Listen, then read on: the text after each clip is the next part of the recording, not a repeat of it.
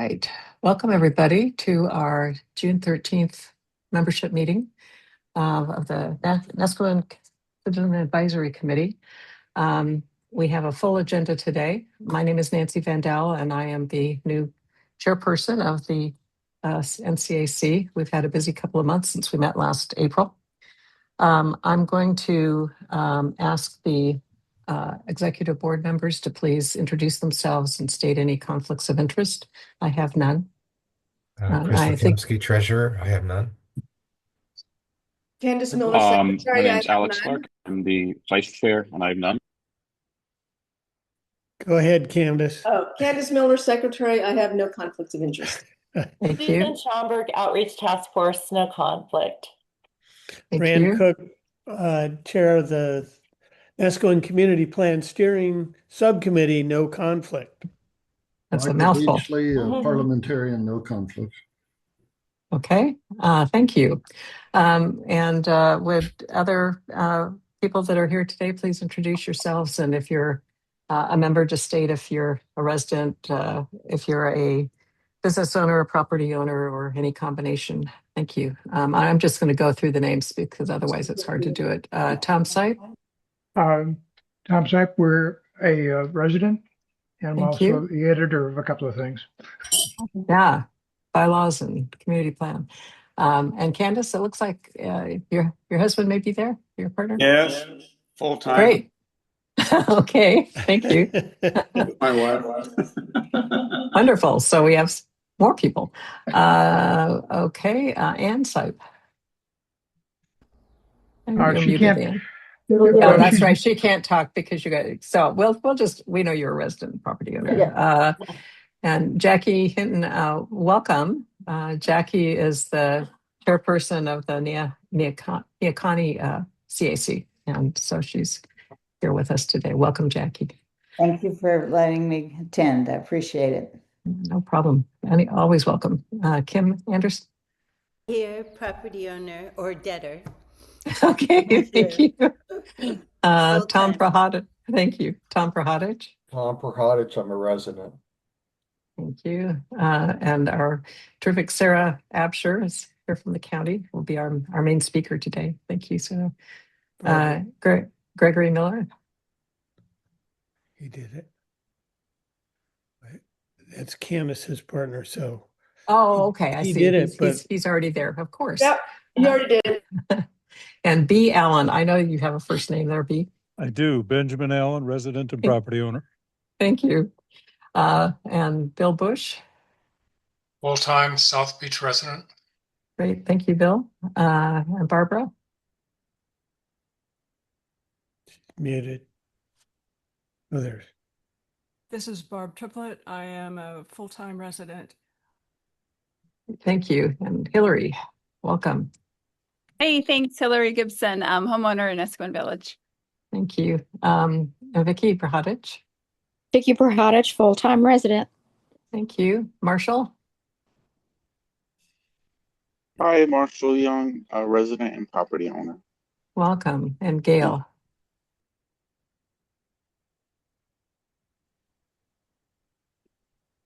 And if anyone else is there, if there are more people when we get to any kind of votes, just, you can turn on your camera and people can give voice votes when we get to anything else. But Gail Williams Pickett is here too. So thank you all. I certify a quorum. All right. Minutes. So I was supposed to take minutes for the April membership meeting, and I will say I didn't get them done. So I apologize. I will have them ready for the August membership meeting. It's terrible, but things have been a little hectic these days. So no excuses though. We do have minutes. Thank you, Rand, for the the May 23rd special membership meeting. So they are in the meeting folder. I'm going to share I'm going to share the agenda first.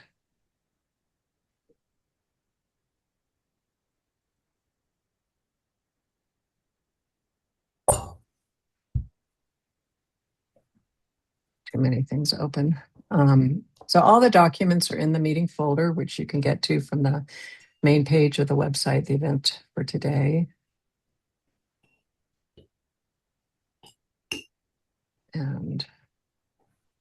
I apologize here. Okay, are you seeing an agenda? Yes. Yes. Windows open. Thank you. Okay, as you can see, we have a very full agenda. So we're going to try to move things along, but the minutes of the special membership meeting were basically on the fireworks ordinance. So you're welcome to take a look at those, but they were we'll get to those in a moment. I have a short executive board report where we have some announcements and Tillamook County notices. Then we're going to go into the budget approval for next year and the end of the year treasurer's report, Chris. And then we have a monitoring task force item that was just added with Alex and Guy Sievert. And then go into the community plan steering committee subcommittee update. Rand, did you need to be moved up further? Do you want to go like right after the minutes? You're muted, Rand. Rand, you're muted. That's probably good because I made a smart aleck remark. Okay. I think I can trust that Guy and Alex will be succinct, and I'm okay with my current placement. Okay, thank you. And then bylaws is going to be extremely short. And then we have our election of bylaws subcommittee members, and we would love to we have 4 candidates, and we'd love to have more join the committee. So the subcommittee. So if you're interested, please don't hesitate to speak up when we get to that part. And then we have our presentation with Sarah Apsher, our Community Development Director for Tillamook County, is coming up after that. And then we are actually going to remove I'll have a very short thing to say about the Tillamook County Roads Planning Project, but Jeff Walton graciously agreed to let us move on because we have another important area, which is the fireworks and public safety update that could take some time. So we hope you'll stay for that part. And just to give you I guess a heads up about that is the task force has continued working past the ordinance area. And we anticipate continuing discussions with the county going forward. Nothing probably today, but we'll get to that. But it's some important issues involving enforcement. And then member comment at the end. We are planning to go to 3:30. Hopefully people can stay with us, but if it doesn't take that long, that would be even better. And then we have some information about upcoming meetings for the rest of the year. Obviously, with summer coming, we're not going to be quite as busy. But any comments on the agenda from anybody? Okay, hearing none, the agenda is approved as provided. How do I get to minutes?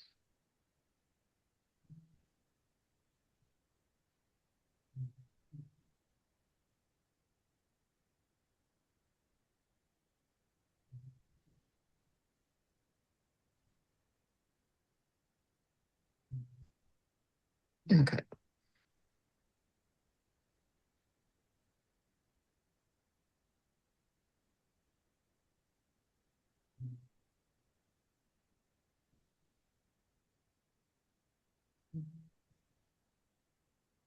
Okay, here are the minutes. They're quite short. Wait a minute. Yes. So basically it tells who all were there at the meeting, and there was a special meeting to talk about the proposed Tillamook County fireworks ordinance. And we gave a summary of that. There was discussion among the members present. Tom Sipe moved to approve the NCAC position statement and accompanying cover letter regarding the proposed ordinance as presented, including the edits as noted, and with a proviso to allow further non-substantive edits. And the motion passed with 23 in favor, 1 opposed, 3 abstaining, and 2 stated that they were not eligible to vote. We invited the person who voted against the motion to provide a minority report, and that person did not come forward. So, and then the action plan, we appointed the same task force to continue on to go officially represent the NCAC at the public hearing on May 28th, which did happen. And encouraged all of the attendees to participate in that public hearing in any way that they felt they would like to, either in person or with written response. And thank the task force. So that was it. Any comments on the minutes? Okay, the minutes are approved as presented, and thank you, Anne. Okay, so the next item on the agenda is the executive board report. Stop sharing.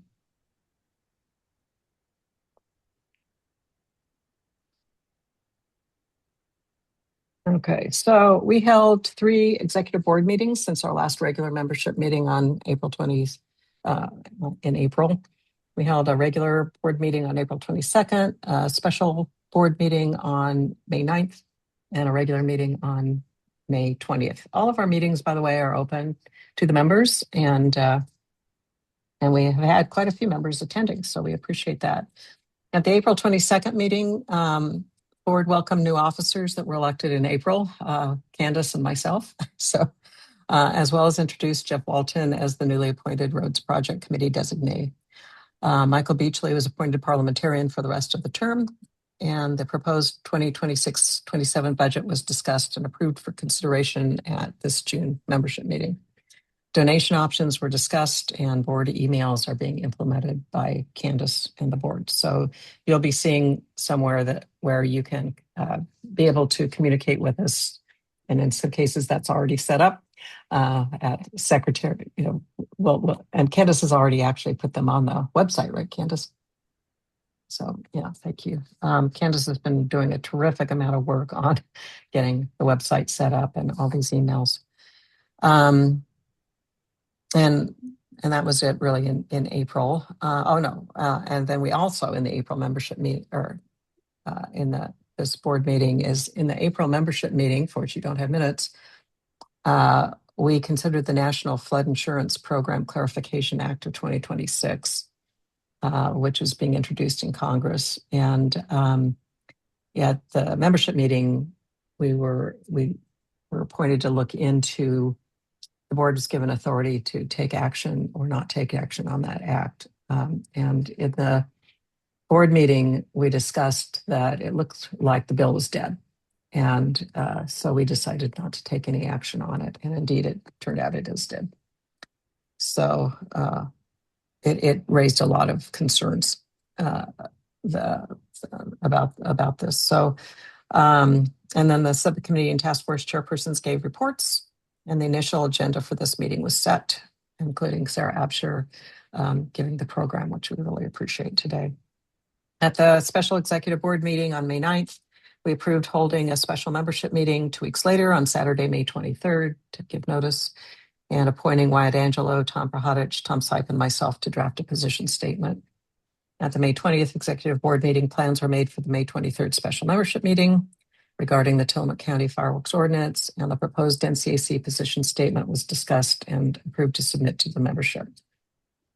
And the June 13th membership meeting agenda was approved. So that's our board report. So moving on to are any questions on the board report? Okay, moving on to announcements and Tillamook County notices. Candace and I monitor the info at email site for NCAC, and Tillamook County sends us notices of various kinds of permits, variances, and that kind of thing. And we've received 3 over the past 2 months. None of them seemed anything that's worth reporting on at this meeting. They're all pretty minor, adding a porch or that kind of thing. And Sarah, thank you. I see that. Candace and I are talking about putting actually a section on the website to put these notices in so that you can go in and look from time to time. If there's anything really urgent, we'll send out an email about that. But Candace, did you want to say anything about that? No, I think that's a good idea. If there is anything important, we'll present it at a regular meeting or put it in an email blast. Yeah, because sometimes they're time sensitive. Yeah. Yeah, Sarah? Thank you, Nancy. So wanted to share with you that I do have a proposal in for a recreational campground. Oh, okay. It is not within the community boundary of Neskowin, but it is adjacent to the boundary. And so I wanted to let you know that that application is currently in incomplete status. So we did the 30-day review and we deemed it incomplete. We're waiting for the applicant to provide additional information. They have technically 180 days from the day the application was submitted to provide the requested information. So once that application is deemed complete, it will go to hearing. And so I will make sure that you and Candace, through that NCAC email address, get a copy of the public hearing notice. So we'll notice the public hearing at least 28 days prior or 28 days prior to the hearing. And I don't anticipate that going to hearing in July. And because of that 28-day notification timeline, I would be surprised if we got it to hearing in August, just because we also need time to review what they're going to submit for their incomplete materials that we've requested. So my guess is probably September, maybe late August. But so I will let you know when the application has been deemed complete and we're getting ready to put it on the hearing docket. The location of it, if anyone's interested in that, it's a property at split zone rural residential and recreation management. And it is located to the northeast of Sahalee. So it's in between Sahalee and Camp Wainema. It's in that regional area. So. And you said that that's a campground? Yes, it's a recreational. Proposed. Mm-hmm. Okay, Yes. Great. Thank you very much. Appreciate that.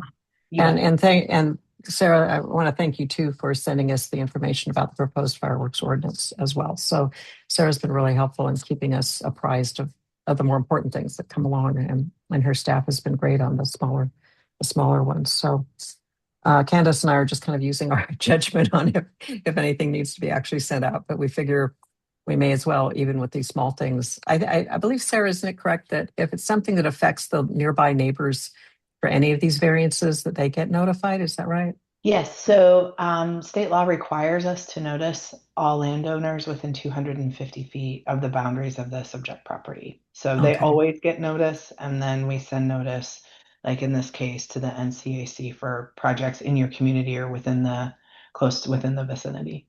Okay, great. Thank you.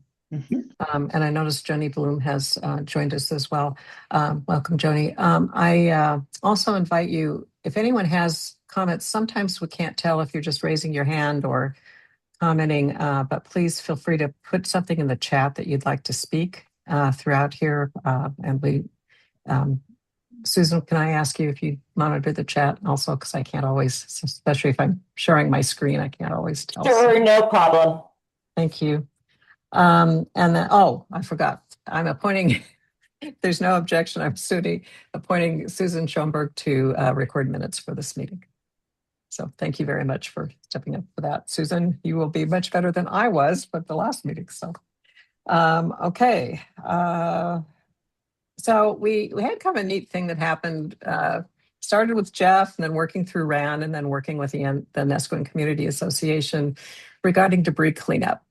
So through Jeff Walton, who's our roads guy, working with Chris Laity, Chris approached us about the need to be able to clear debris to match county regulations around the Neskowin area, and that if debris wasn't cleaned up, that they would be needing to come through with their massive equipment to clean it up for us, and so that fire trucks can get through, emergency vehicles of different types can get through, et cetera. And so we approached through Rand's help, because he's a board member on the NCA as well as our own board, Robin Crowell, to look at whether the NCA was interested in helping partner on this. Because Chris Laity suggested that they may want to do more better gardening equipment and that kind of thing to reduce this debris. And so the NCA jumped on it and since they were having their membership meeting and their special cleanup, they always have an annual cleanup day, Memorial Day weekend. Anyway, they added that, and I know Rand was out there personally with his chainsaw, because I called him a couple of times when he was out there with his chainsaw, handling some of this. But they had arranged for trucks to be able to remove the debris that had already been taken out, and we in turn promoted it. We were able to send out through Candace an email blast about it. So I think it was a really nice partnership that developed where we stayed in our boundary, what we're supposed to be doing, and they did theirs, but it really worked out, I think, for the community. And Rand, if you'd like to say anything about that and how that turned out, please do.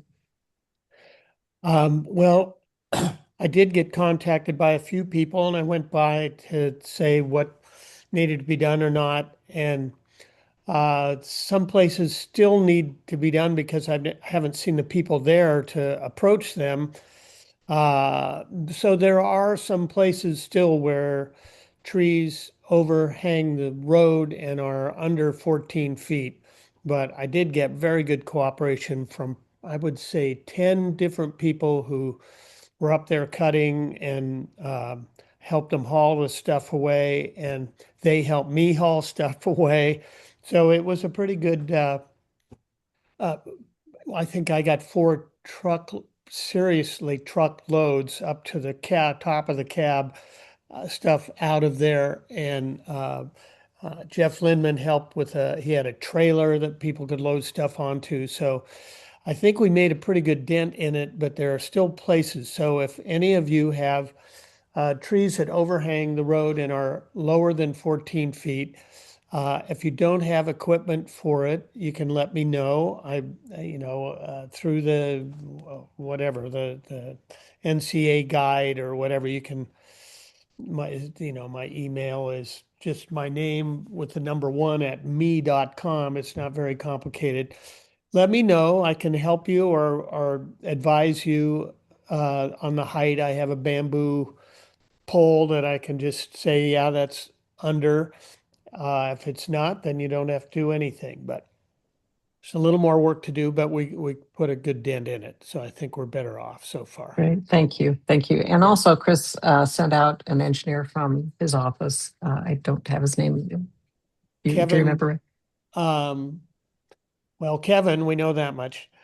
And he worked with Alex Sifford to walk through the village and different locations and identify things. And Alex told me all about those things because he was on his way to Ireland. And so we got most of the things that we had identified. Okay, so thank you. So it was a really nice partnership, really, between the county, the NCA, and us. So looks like, Joni, you have a question. Overgrowth. Yes, I just put it in the chat room for Ran. To that, I know that you were been down the roads noticing and cleaning these overhangs, and I wondered if any of these hazards included the overgrowth and brush, not off of trees, but on side streets and corners where the setbacks have large growth that make the corners blind to both the people driving down the main drives and the people coming out of the side streets. So yes, and one of the good things that Alex and Kevin figured out was that even if a stop sign is 5 feet back from the corner, they put the stop lines closer to the streets so that the stop line you can see both ways. So that's one of the ways that was addressed, is you can leave the stop sign there to notify people that are going to stop, but they go past the sign to the stop line, a very distinctive large line, and then they can see both ways. So that solved a number of those corners issues. Hawk and I would never remember the name of the street, but right near the golf course there, that line moved up and that allowed people to see both ways. So I think we have addressed most of those issues, Joni. Okay, one is still on Silverton, on my street, on Christy Clark Gardens, the setback there, but it's a blind corner.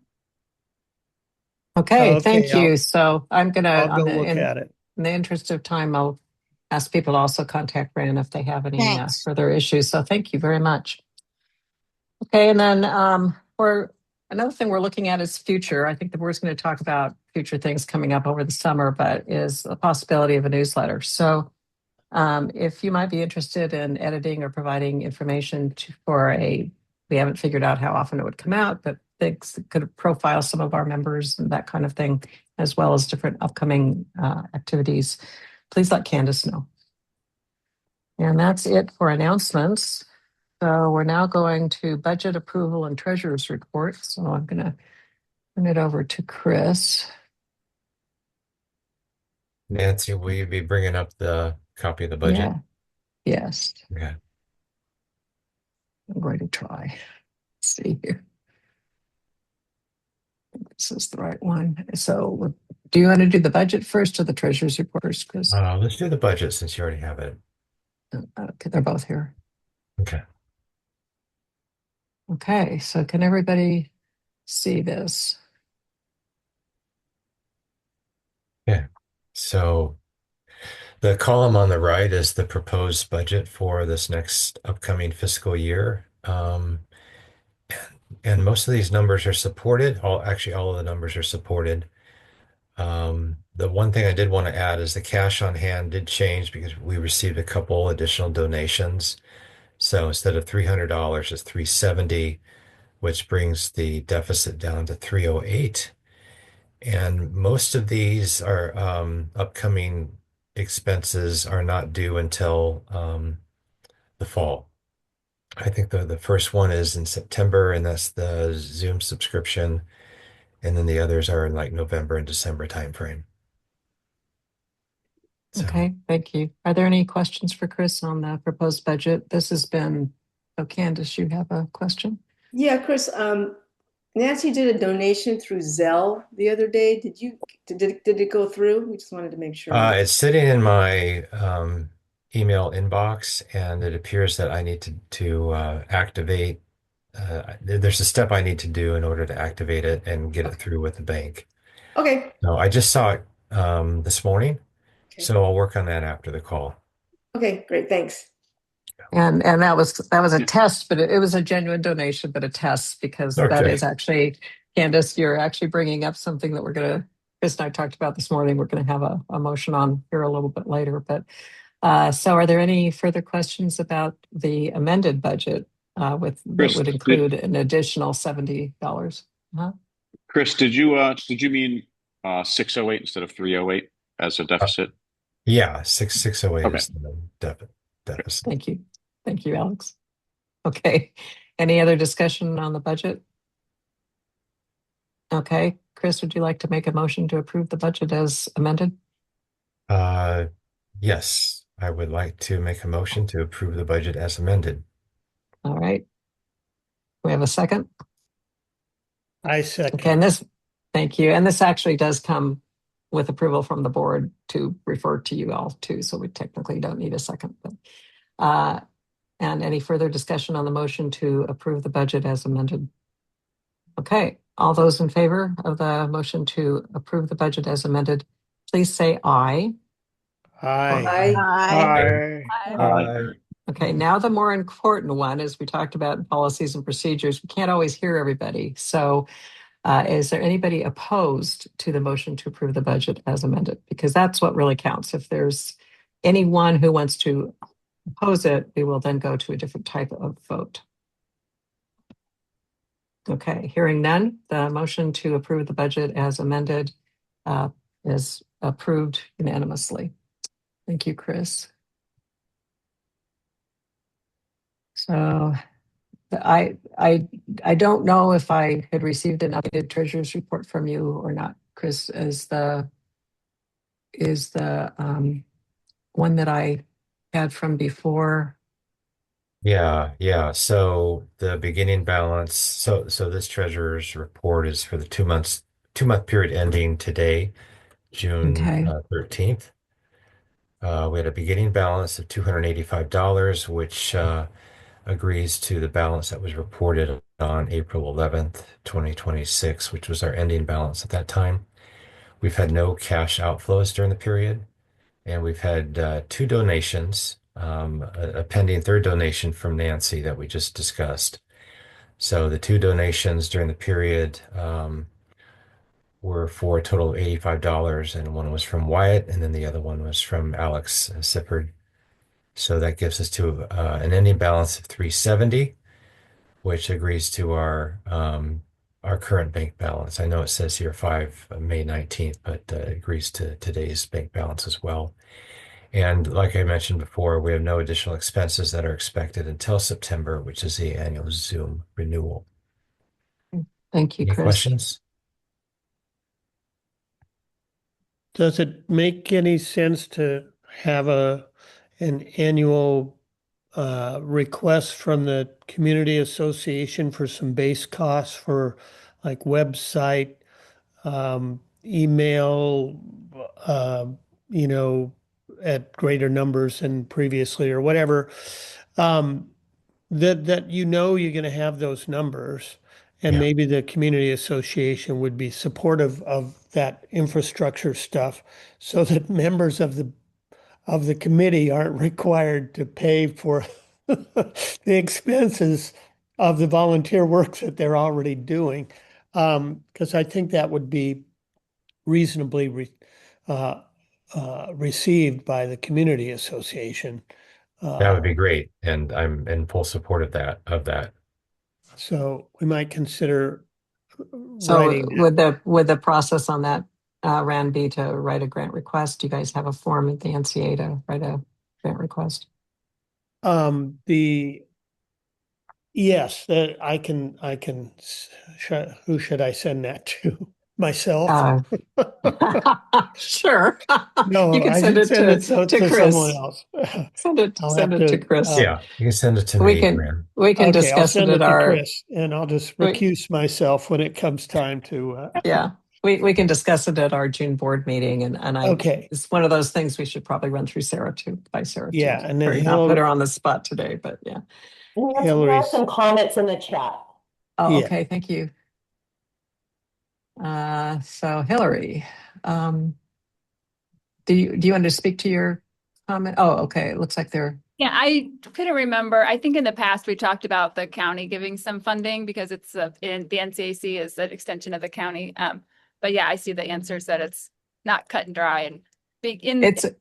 It's a very good question, and Sarah has been trying, but the county, as you know, lacks funds. So in the meantime, we've been kind of self-supporting, and we appreciate all Sarah's help on that. But yes, excellent point, excellent question.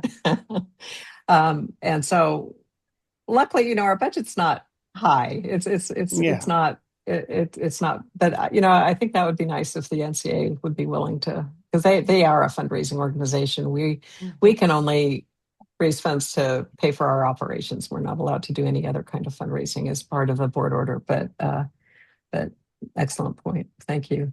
Any other questions about the treasurer's report? Okay, so we don't approve treasurer's reports because we don't really audit. So but we'll file this for our records. And thank you, Chris. So as Candace mentioned, and we mentioned from our board report, we've been talking about other ways of handling donations, because according to Chris, the current PayPal option going through our donate button, combined with what the website takes out, I believe is up to around 8 to 10%. Is that right, of any donation, Chris? Yeah, that's correct. So Candace suggested using Zelle, which is a bank-to-bank kind of a thing, which is supported by the NCAC Bank, which has no charges to have that go through. And so we just did a test, but we kind of need to actually have a motion to approve using Zelle. And also the other suggestion Candace made was to have an option on the PayPal side for people to throw in the fees in addition if they wanted to. So So I guess, Chris, would you like to make a motion to allow Zelle to be a payment option, as well as adding in the feature on PayPal to pay the fees? Sure. So I'd like to add a motion or make a motion to add Zelle as a potential payment option for us, to exclude, which it would exclude administrative fees, and also the ability to include the option on our website, a donate button through PayPal for donors to cover expenses as an option. Okay, is there a second? I'll second that. Thank you, Tom. So it's been moved and seconded to add Zelle as a payment option, donation option through the website, and to add the fees to be paid through the PayPal option. Is there any discussion on this? And I thought I saw something flash on the chat and it kind of went away. Is there something in the chat still? Okay, something about infrastructure. I missed it. Okay, any discussion about this? Gail Williams Pickett wrote in and said, as a member of the NCAC, she would support some funding for the NCAC infrastructure. And Rand responded in the chat. Thank you, Gail. Okay, thank you. Thank you. Okay, so hearing no other discussion, please, all those in favor of the motion, please say aye. Aye. Aye. Aye. All those opposed, please say no. And you may need to turn on your mic, or you can put something in the chat, or you can raise your hand. We'll accept all of those. Okay, hearing none, the motion is approved unanimously. Oh, Sarah Absher just raised her hand. Sarah, what would you like to say? Thank you, Nancy. I just want to say, after visiting with you yesterday about this, yesterday late afternoon, I did reach out to the treasurer's office. I understand and appreciate what the CAC is trying to do here, and I understand the limitations that are also coming from the county's end. I just want to caution the NCAC that, there may be necessitated changes in the future, because the NCAC is an advisory body to the county, and we all have to follow the same treasury and auditing requirements. So I will be in touch with that, and it may be that we have a meeting with the treasurer.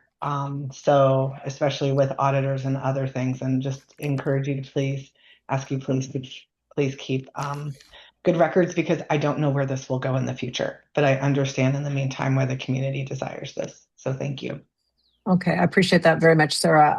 And yeah, we look forward to those discussions. And Chris is keeping extremely good records, and we're also keeping them in our archives. I have to say, I have to brag about our treasurer, because I have learned recently that this is he's like an auditor for the, well, you can describe it, Chris, but I mean, you're the auditor of auditors. It's pretty amazing the things he just retired from doing.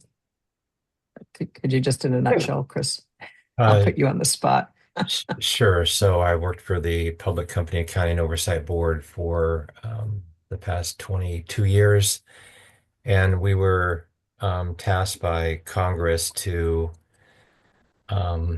audit the audits that were conducted by the by registered accounting firms. So this would be, Pricewaterhouse, Ernst & Young, KPMG, et cetera. So, where the SEC is responsible for oversight of the companies that sell securities on the U.S. exchanges, we are tasked with auditing the auditors work of those audits of those public companies. So, I was sent all over the world auditing, Fortune 1000 companies. So pretty remarkable. So thank you, Chris, and thank you, Sarah. We welcome a discussion on that, and we really appreciate your support too. And after reviewing the board order recently, it does say in there that the CACs are to operate without expecting a lot of county support. So you have given us yourself tremendous support, and we understand the fiscal consideration. So and we'd be happy to meet with the treasurer. So in terms of the vote, I think I have heard no objections, and so the motion to approve Zelle and the PayPal fees portion is approved unanimously. Thank you. Okay, I think it's anything. Do we have anything else for Chris? All right, where's my agenda? What is next? Sorry. Okay, we have monitoring task force, Alex and Guy. So I just added this to the agenda after talking Thank with you, Nancy. Alex and Guy today. And oh yeah, Guy's here. So I think Guy can speak more since he was at the meeting last night, and he's got some updates from the roads department as well. Thank you. Quickly, as most of you know, that ODOT was planning this summer, this summer, to replace the culvert on 101 that Butte Creek flows through. So for those who don't know where Butte Creek is, it's just north of the fire hall on 101. It's where Sunbow Road comes down from the east and Edelman comes from the west. And roughly that's the area where Butte Creek runs under 101. And they were going to replacing that with a bridge. There was going to be considerable construction and delays, one-way traffic for a couple of months. And we just got notice that because of delay in funding, that project's going to be put off at least 1 year. They're hoping to start next summer. And part of it is the restriction, because most people know that you can't, the in-water works is really limited because of the fish habitat. You can only work within a stream or disturb a stream. There's only about 2 months a year that you can actually get in there. Sometimes that's even limited. So anyways, that's being delayed. So don't expect bridge construction on 101 in Nescoin this summer. I do think they are going to be doing some repair work on the bridge going over Nescoin Creek at where Slab Creek comes to 101, and there might be some delays there, but that's not a major construction project. Another quick thing is this involves Proposal Rock Loop and the blowout that occurred on one of their roads, right where Sutton Creek joins Nescoin Creek. And normally that would not be a concern of the CAC, except that we have 2 public utility lines. Our water and sewer district both have lines that are exposed there. So there are several groups that are trying to pursue federal and state money to repair that area, or at least protect our water and sewer lines there. That's been an ongoing thing. We had a meeting with residents of Proposal Rock Loop and other agencies to discuss potential funding for how and ways in which we can repair that. County is also weighing in on that, even though it's not a county road. They're kind of giving advice on that as well. We, at our fireworks general meeting of the CAC, someone raised the issue about when we were talking about safety and fireworks, raised about use of firearms within the community. This is something that's happened over several years. I personally have observed that. It's like the fireworks issue. This issue, if we are going to address it as a community, would have to go through the sheriff's office.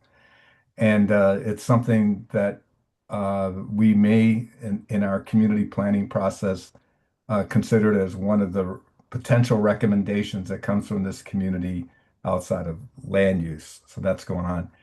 And lastly, people know that we have been, most people know that we've been in discussions. The water district has been in discussions with the 2 private water districts to our north, Camp Wainema and Horizon View. Just to let you know that the Wainema Christian Board has voted to go ahead and proceed with talks with the Nescoin Regional Water District in look at ways of merger, and expect more to come from that. A lot more communications being planned. It's going to be very transparent, and everybody will know what the issues are, whatever the financing, etc. But the camp just voted in this past month to go ahead and proceed with this discussions. So that's it. Okay, thank you very much. Any questions for Guy and Alex? Okay, thank you. Moving on, because we are behind. So we have we've gotten to you, Rand, the Community Plan Steering Subcommittee update. Okay, the Neskowin Community Plan Steering Subcommittee continues its work, and we will be meeting this Monday, June 15th from 4 to 6 p.m. and we'll have an update from Sarah regarding her assignments for transportation safety within the community plan. So we had input from the public. We've integrated those ideas into the plan, and Sarah is aligning or finding out which policies apply to those different safety issues and transportation issues within the community plan. So she'll be updating us on those, and we will be sorting out the schedule for the public meetings this summer. We will determine how optimistic we should be about having the plan draft completed in order to bring it to the public. So that's what we're going to be meeting about Monday is trying to figure out the format of those meetings and when we will have those meetings so the public can read the draft and give us feedback as to whether we did what they thought we were going to do, or whether we heard them accurately in what their requests were. So that is the schedule for Monday's meeting, and it looks forward to hybrid meetings, both in person and on Zoom, later this summer. Okay, thank you. Any questions or comments for Rand? Okay, thank you. I also want to thank the Community Plan Subcommittee for being so helpful in our drafting of the fireworks response position statement. You guys really put some time and let us talk things through with you, so thank you. Surely. Okay, and bylaws subcommittee update. Wyatt is traveling, but he sent an update that the subcommittee had taken a break, and they're going to be meeting kind of an end of the year meeting to welcome any new members, and I believe it's on the 26th of this month, and then they'll decide schedules going forward. There are a number of issues that have already come up for the committee's consideration, probably not surprisingly over the last couple of months, but it's not going to be the same kind of huge job that it's been over the last 3 years, we hope. So bylaws subcommittee members, would anyone like to weigh in on the report? Okay. Sounds good to me. Okay. So now we get to the election of the bylaws subcommittee. So this is annual. This is our only standing subcommittee in the bylaws. And so each year the subcommittee members need to be elected. We have 4 candidates. The candidate statements are in your meeting packet. And they are the same 4 who have been participating the last 4 years. And so is there anybody, so those candidates are Wyatt Angelo, who's currently the chair person, and Tom Sipe, Michael Beachley, and Susan Schoenberg. Are there anyone who would like to join this incredible group of industrious workers to join on the bylaws, and they're also responsible for the update of the policies, procedures, and references? They would love to have company. Yeah, incredible workers. I'd like to join that group. and Michael, you are on the ballot already. So they're a lot of fun. Anyone else? Love to have you guys join. All right. So hearing none, Tom? I was just saying we are down one member, having you not being able to be on it anymore. So we That is really could correct. use more people. Yes, yes. Okay, so I'm going to go ahead and launch a Zoom poll then. It's going to have two questions. The first question is just how you're eligible to be a member. You can either vote or not vote when this poll comes up, and then the second question is to vote on the people, and you can. It's a multiple choice, so you can pick all of them or none of them, whatever. I'm going to launch it here, but make sure you scroll down to the actual question. And it also has write-in, but since nobody has stepped up to volunteer, please don't do the write-in. But you should see two questions. And one is how you qualify for membership.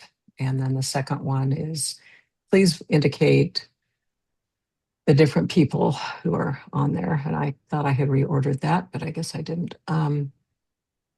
So I'm seeing, so please vote.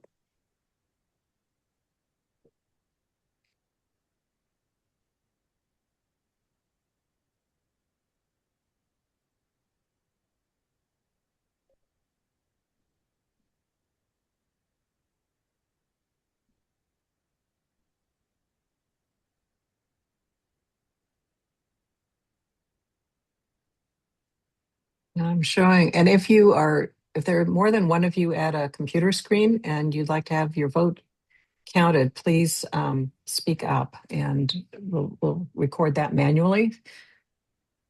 So I cannot vote since I've launched the poll, so I'm voting for all these people, of course. So add that.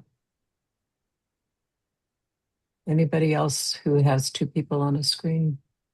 I'm showing 19 people have voted. We have 24 participants. We actually have 20 with me. There are 2 that are not members that I know of. So we're getting close. There are a couple people who haven't voted yet. Okay. And I should have said probably none of the above, but okay. Any objections to ending the poll? Anyone who's still trying to vote? Okay, I'm going to go ahead and end the poll and share the results here. And Tom, can you do your usual Tom Sipe and record the? Yeah. Give me a second. I wasn't quite ready yet. Okay, I can get it too, so it's not critical, but got so thank you. So it looks like we have 100% votes for our 4 candidates, and welcome to another year of fun bylaws work, everybody. So thank you very much, everybody, for the vote, and thank you for the bylaws subcommittee for continuing on their great work. Okay, we're now at a presentation from Sarah Apsher, our Community Development Director, and of Tillamook County. Following that is going to be a fireworks discussion that I hope you'll stay for. And then that should be the end other than member comments. So Sarah, thank you so much for coming today on your weekend. Yes. And presenting to us. Sure. No, my pleasure. Okay, so I want to stay on time today, especially because I know you still have other things to do. So Nancy, what is the time frame you would like me to finish my presentation in? So I think we're doing okay. We're if you could do say 20 minutes, but really take what you need because we had allotted more time for you. So we have, I think, 35 minutes on here on the agenda. So that would include questions and everything. Okay, great. But, All right. but what you're talking about is critical. So, we need you to be able to have that time. I appreciate that. Thank you. Okay, so I'm going to go ahead and I'm going to do a share screen, so I'm not going to be able to see the chat or anything. So Nancy and everyone, please feel free to interrupt me or please let me know if there's a question that is for me in the chat or someone has their hand raised. And just before you get started, Sarah, I know one of the questions is going to be, can we get a copy of your slides? Yes, definitely. Absolutely. Okay. Happy to do that. Thank you. And I would just say, I did share this information with Nia Connie a couple of weeks ago. So, Okay. so Jackie here Thank you. Sorry. And if I miss anything that you thought was relevant, please feel free to jump in. So today, what I am excited to share with you are code enforcement program updates that I have been working on with others within the county organization for the last, I would say, 6-8 months. This is a project that I have been working on for community development for the last couple of years, and have changed course slightly to expand the program, which means new opportunities for help and input from other county partners that I think are going to be very beneficial to our communities. We know that code enforcement is something that is lacking in our services that we provide to Tillamook County communities, and we are working hard to do better for all of you and to make sure that we are responding as best as we can and when appropriate to code complaints and violations. So I'm just going to quickly do a run through of what I'm going to be talking about today. I'm going to take a minute to talk about what is code enforcement, who is participating in this program and these program updates, some of the existing challenges we have, and then what those updates look like, an implementation timeline, and then we'll definitely leave some time for questions. So what is code enforcement? Code enforcement is a general term that's used to enforce local government ordinances and laws that are designed to protect public health, welfare, and safety. And so this includes zoning. It includes building codes. It does include short-term rentals, but as you know, we have a separate ordinance and licensing program for short-term rentals that also includes its own enforcement process when there are violations of Ordinance 84 Amendment 2. What it also can include are things like solid waste, things from public works such as driveway encroachments or unpermitted accesses. It can include on-site sanitation. And eventually, our plan is to expand this program to include other environmental health divisions such as community health, the licensing program for restaurants, and other types of venues. Most enforcement cases are complaint driven, meaning that we do not have the staff to drive around to ensure compliance. We hear from all of you, meaning that it is largely concerned citizens that submit code enforcement complaints or concerns to us that we then, when we have the time and resources, are able to follow up with. With that, there are other partners that can notify us of potential violations. Those include the Oregon Department of Fish and Wildlife, ODFNW floats our rivers, and the majority of our riparian buffer zone violations actually come from the Department of Fish and Wildlife because we do not float rivers. So there's a lot of things that we cannot see. The sheriff's office can sometimes alert us of things, and then other state agencies that are working in our area. The goal for code enforcement is compliance. What we know is that issuing fines and citations ultimately does not resolve whatever the issue is. And so with that, our desire is to continue to work with landowners and entities to bring whatever violations or issues to our code programs into compliance. Citations and hearings are the last resort, and this program really embodies what we are hoping to do to continue to work with people to not have to get to citations and hearings.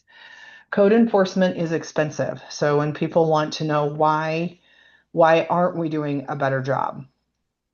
We do recognize and acknowledge it is part of our roles, especially in community development, in solid waste. But the reality is that we just do not have enough staff. And the cost of enforcement, it's expensive. So if you look at between my department, which covers building planning, on-site sanitation, and we do the short-term rentals as well, as you know, and you look at county solid waste, you are looking at roughly 11 employees that are responsible for covering 75 linear coast miles of Tillamook County. And that is on top and in addition to the work that we do day to day that is part of permitting, assisting customers, etc. With that, the cost of doing enforcement, so I will use an abandoned RV as an example. So we all see them, we all know them, we read about them on Facebook. Oftentimes they are abandoned in a road right of way, and they are never in a place that is safe off the side of the travelable lane of the road. It costs the county roughly $1,300 to $1,500 per RV to remove it. That includes towing fees. We have to have asbestos certified staff because RVs are full of hazardous materials. We have to store them for 90 days under state law so that if the current owner of the RV wants to come back and retrieve it, we just cannot haul it off.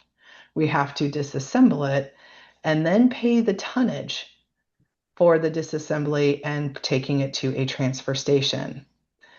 So that alone, when you look at just an RV, and that is one RV, it takes 4 county departments in coordination to remove an RV and to dispose of it.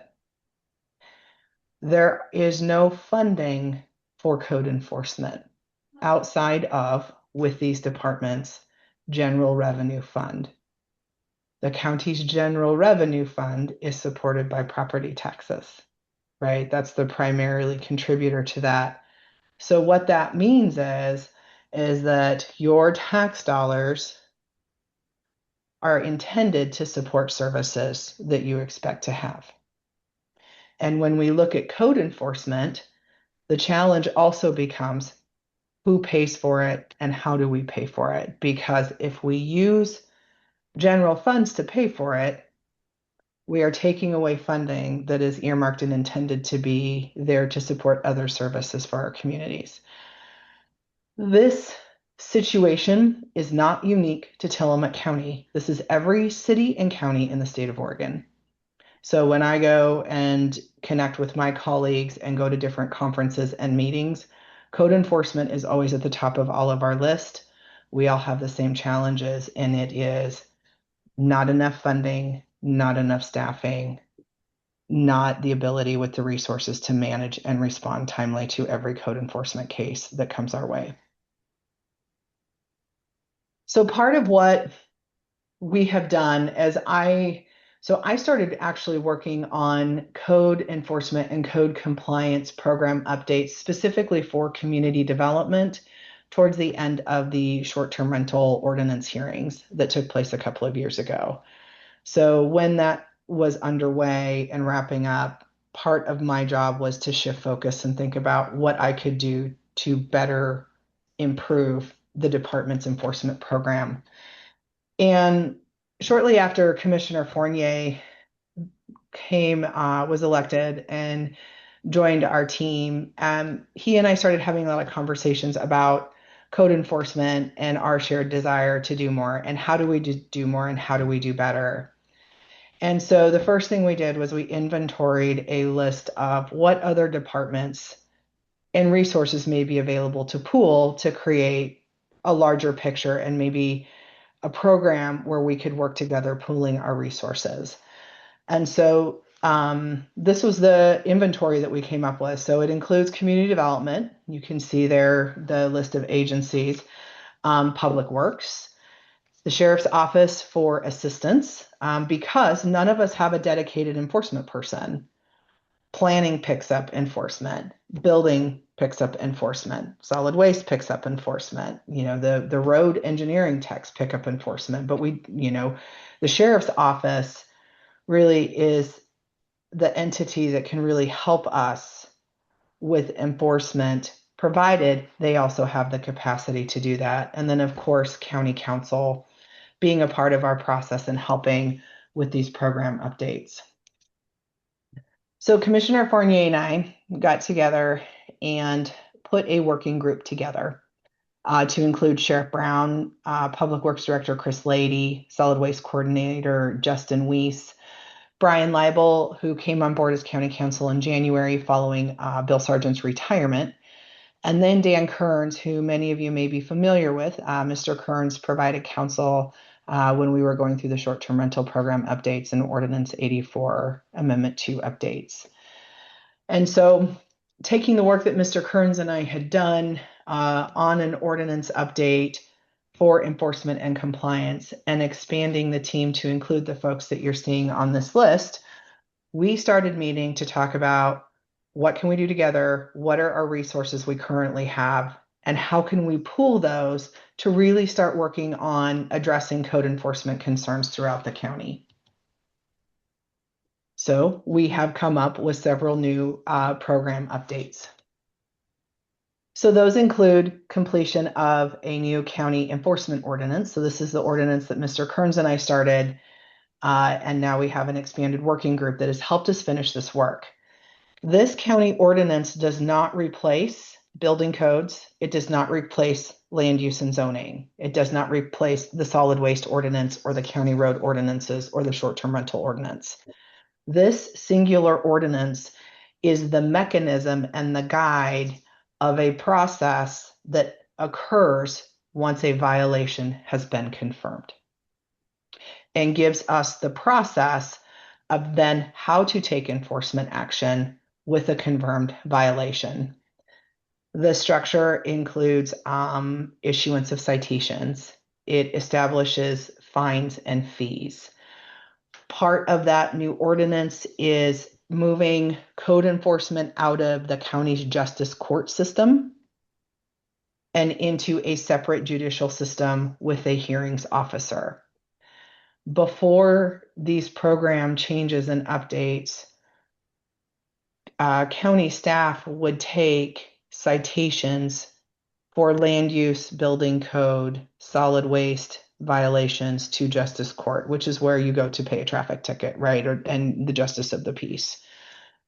What we know is that having a hearings officer who is a land use attorney that serves in that judicial capacity, that has that familiarity with environmental laws and other laws that are specialized to our programs, is very effective. And so part of this new program is to pull code enforcement cases from justice court with a separate and new judicial system, so that when a citation is issued, there is a separate hearings officer that then hears that case and makes a decision. Anything contested out of this process would then go immediately to circuit court. With that, we've had to work through some process updates, because now with this new ordinance and a hearings officer, part of our work then was to go back and look at our individual programs and see where we needed to make process adjustments to mirror what this new ordinance and hearings officer process will look like. And then one of the things that I started before the working group that we have also now wrapped up is a new job description for the county, which is a compliance technician, to help us do this work and have at least one designated person to help with the administrative pieces and needs for enforcement and compliance. County employees that are not management fall under two unions. They are either part of Teamsters with the sheriff's office, or they fall under the AFSCME union. And so what we are in process of right now is working with the Human Resources Department and the unions to bargain this new position. So we cannot just arbitrarily create a position, we have to bargain it. With this work that we are doing, we are also setting up a new tracking system, because the enforcement program for each department has been very siloed. And oftentimes where there's a solid waste issue, there may be a land use issue or a building codes issue. And so pulling our programs together with this process under this umbrella, it also gives us an opportunity to better understand what our code enforcement needs are. How many cases do we actually have? And that's relevant to this compliance technician position, is because we know over time we may have to hire more than one. Again, we're talking about 75 linear coast miles of a geographic area where all of these programs and all of these rules apply. So new position, working on that now. So with those participating county programs and departments, here's where we're at. So the county ordinance is actually almost in final draft form. I met with County Counsel Brian Leibel yesterday. I have a couple of more pieces to do. We will be bringing that to hearing sometime this summer. I have my last board briefing with the Board of Commissioners to give them the last update on where we are at with this process on July 1st.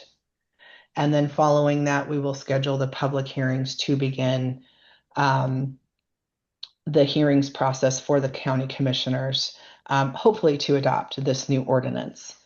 And so because this extends beyond land use, and it is more than just land use, this ordinance does not follow a land use adoption process. It is a county ordinance like the fireworks ordinance or the dog licensing ordinance. So it will go directly to the Board of County Commissioners with public notice. Like the fireworks ordinance, even though it is not specifically land use related, I know it is of community interest to all of you. So once I know those hearing dates are confirmed and that public notice is being published, Nancy and Candace, I will make sure you have a copy of that schedule. And the hearing format will be like the fireworks ordinance, just so you guys know. So we're almost there with the ordinance. The hearings officer, Brian Leibel, and I interviewed various professionals, land use attorneys who serve as hearings officers, and we completed a contract with a new hearings officer earlier this last spring. So that contract is already in place. With all of the training program updates, that has meant the staff that we do have that work in enforcement also have to be trained to understand and implement these new processes. So all of our planners, building inspectors, anyone that's working and helping Justin with solid waste, Tillamook County Public Works staff, the sheriff's office with deputies, we have all been training to get everyone together because once we start implementing this new program, our folks, in addition to their daily job duties of permitting and doing the other things that they do, will have to be involved in helping us with these cases. So that's been ongoing and wrapping that up. And then just talking about other things, we're updating our database so we can do better tracking to better understand what our needs are countywide, and also to really start determining resource and cost of doing this work. We've had to update our forms. The other thing that we have is we have a new warning of violation process that is part of this program update. Prior, if there was a potential violation or a confirmed violation, the department responsible for those regulations would send a letter to the property owner. With our partnership with the sheriff's office, we have implemented what's called a knock and talk program. And so what that means is once a complaint is received, what we will do is we will evaluate those complaints to see if there actually may be a violation or we have enough evidence to know that there is a confirmed violation. We reach out to the sheriff's office and we have implemented like a civil service delivery program to where the deputy will go and deliver the warning personally. There is a 14-day requirement on that warning of violation to reach out to whatever department has issued the warning so that we can start meeting to talk about compliance. We have started that part of the process. So between mostly solid waste and community development with this working group and consolidating all of our code enforcement cases, I'm sure it doesn't surprise you to know that community development has many pending. We have triaged those to the worst cases or the worst potential cases by means of public health, welfare, and safety, environmental concerns, etc. We have issued roughly, I would say, 20 warnings of violation in the last 6 weeks on various complaints of those nature, again, primarily with solid waste and community development programs. And almost every respondent responded to those waves after the deputy delivered them within 24 hours. And before, just sending a letter in the mail, sometimes we wouldn't hear from anyone at all, and then you're sending the third warning, and then you're sending the fourth warning. And so this change already has proved to be very effective, and we are working on resolution of all of those first batch of warnings of violations that have gone out.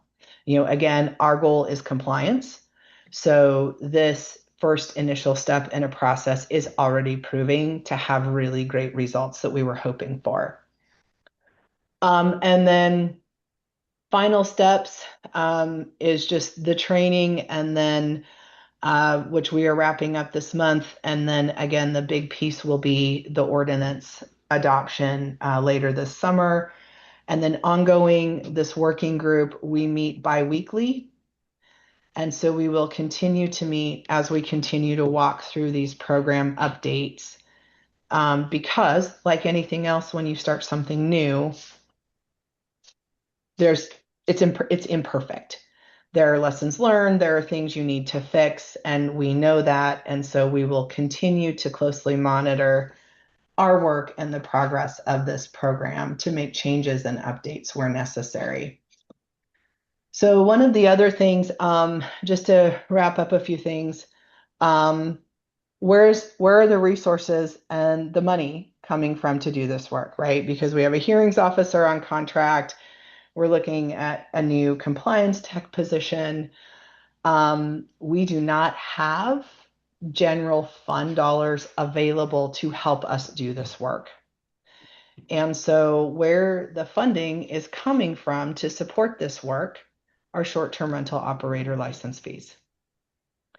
So when the license fee program was developed, the order for the license fee allocated 75% of short-term rental operator license fees to housing initiatives.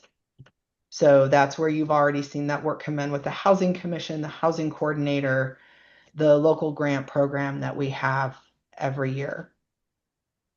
In that board order, the remaining 25% of operator license fees is earmarked for public safety initiatives. And so because we have resources built up to start this program now, we are able to implement and start this work. So it is not general fund dollars. There is no cost recovery system beyond any citation fees that would come out of that hearings officer and enforcement process of the program. And so we have created the ability to have some degree of revenue sources needed to do this work. So that's where we're at, and those are the program updates. I think it will probably take us a good year to see how these program updates play out and changes we need to make. It is anticipated that this program will expand again to include community health, to help support restaurant licensing, different things where enforcement and compliance needs come up there.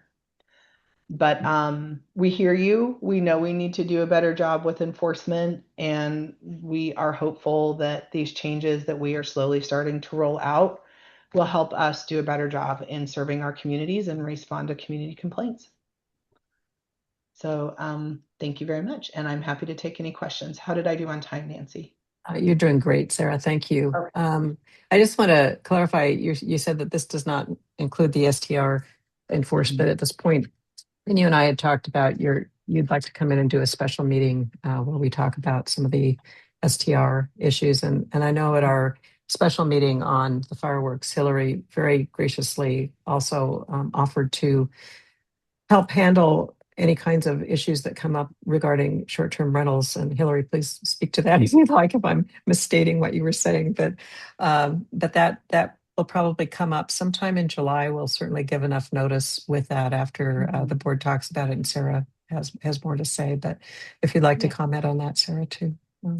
Sure, I'd be happy to. Hillary. So with the hotline data, I know communities are very interested in that data and various program updates with the short-term rental program. And so what Nancy and I have talked about is coming back in July to share through 2025 what that looked like, what the hotline looked like, how it did. I will say we had the response to complaints is getting better and better every year. We're seeing managers and owners take a more active role in responding to things. So we are super, that was like one of the things aside from just the numbers of how many parking complaints were there, or how many, noise complaints were there.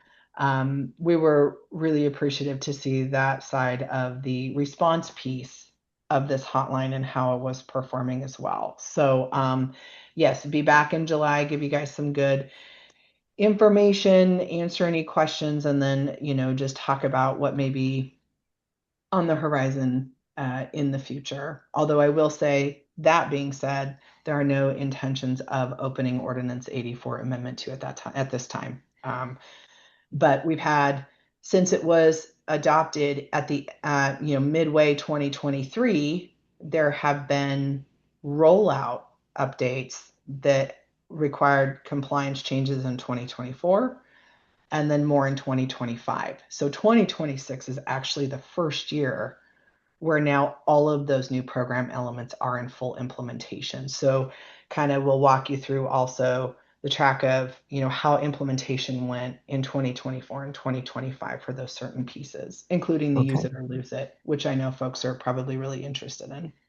Okay, thank you. And Hillary, if you'd like to comment. I was just gonna pop in and clarify that what I was kind of offering to help with was kind of before that 4th of July holiday, getting word out to, I'm always happy to help with anything, but prior to that 4th of July holiday, kind of distributing information to short-term rental owners, property managers, just reminding them to remind our guests about the fireworks and things like that, the limitations and legal and illegal and things like that. So happy to help with that. And also if the county has updated the Hello Neighbor guidelines posting, happy to share that as well.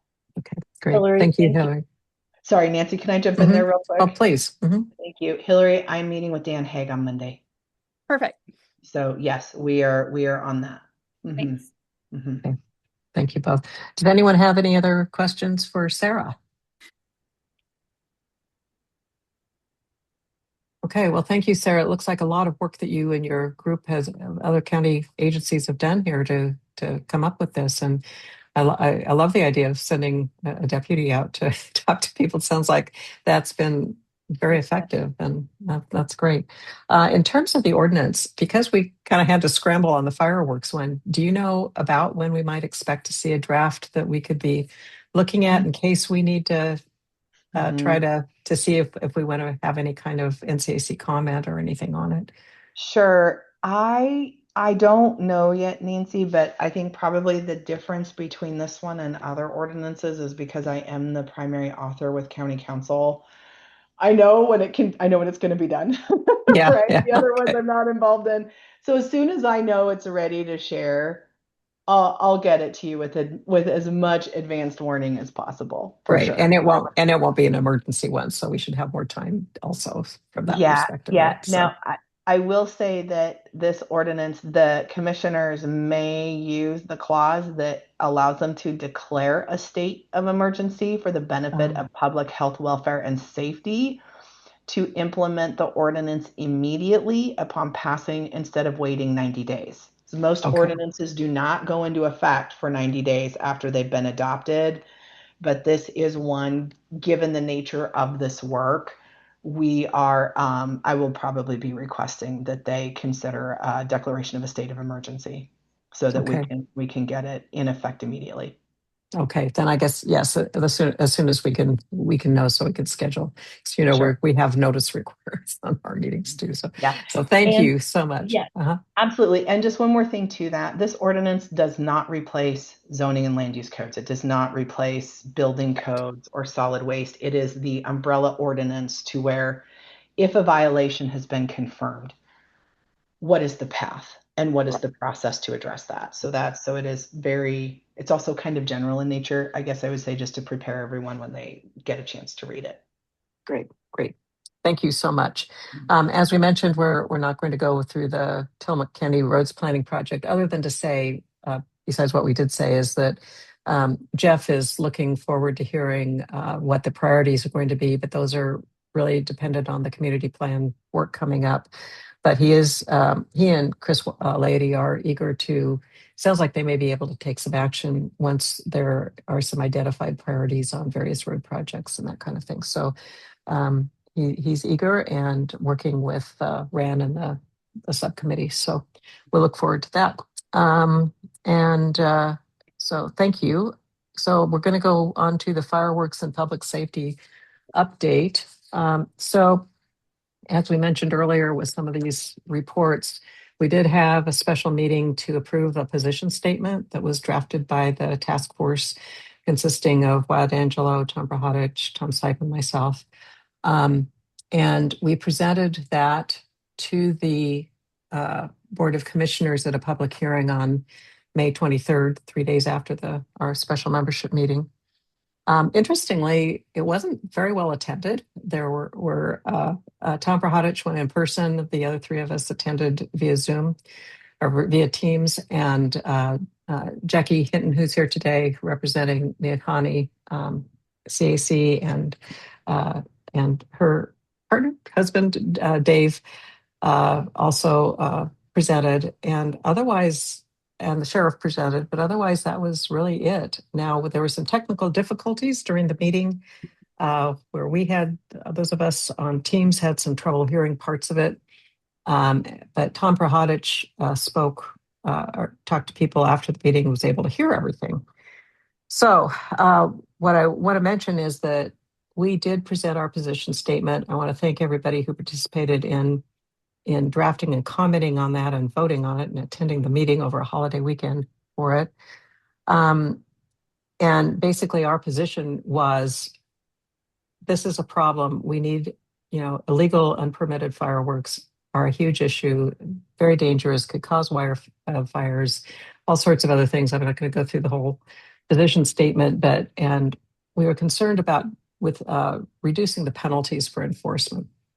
And we have two lawyers on this task force.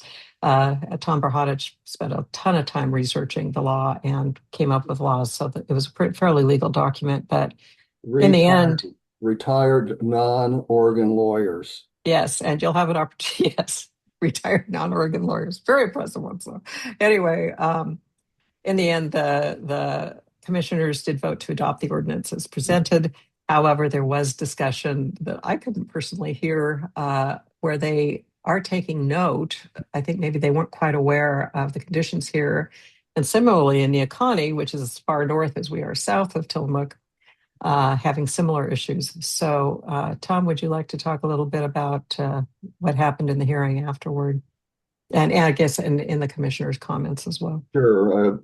Nancy has correctly stated there were probably only about 7 people there as public members, and then Tom and Wyatt and Nancy made comments virtually, and you're not going to be able to hear any of that except Nancy, Wyatt, and Tom, because if you go to the audio and video of the meeting or the hearing, you'll see me talking, you'll see the sheriff talking, you'll see the commissioners talking.